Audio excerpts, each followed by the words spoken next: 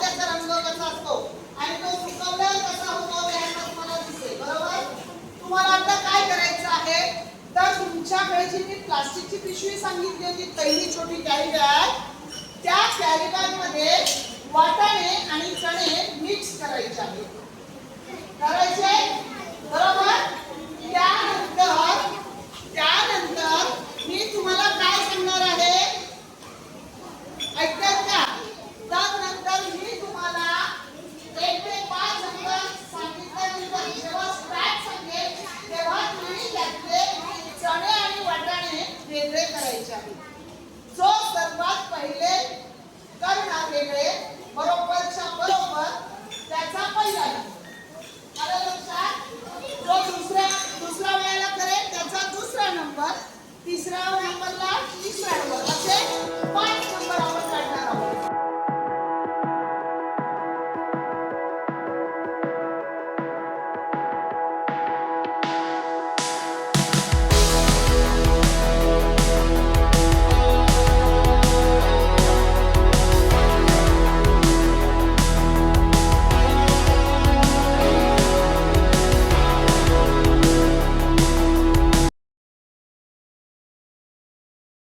पाच, 4, 3, 2, 1, 0.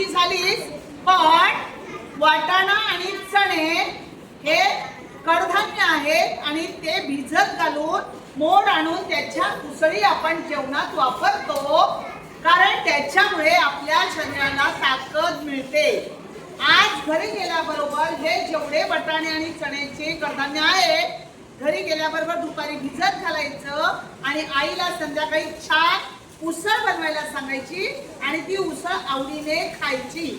आणि मोड आणायचे असतील तर तुम्हाला काय करावं लागेल, आता भिजत घातले दुपारी की संध्याकाळी उपसून ठेवायचे. उद्या सकाळसाठी तुम्हाला मोड आलेलं धान्य मिळेल. मग उद्या सकाळी सुद्धा उसळ बनवू शकता. आलं लक्षात? आता जसं आपण हिरवा वाटाणा आणि लाल चण्या मागवले होते, अजून कोणकोणती कडधान्य तुम्हाला माहिती आहेत बरं? कोणती कडधान्य आपण ज्याच्या उसळी बनवतो? हा हा सांग मोठा ओवी. मटकी, सिया, वाटाणा,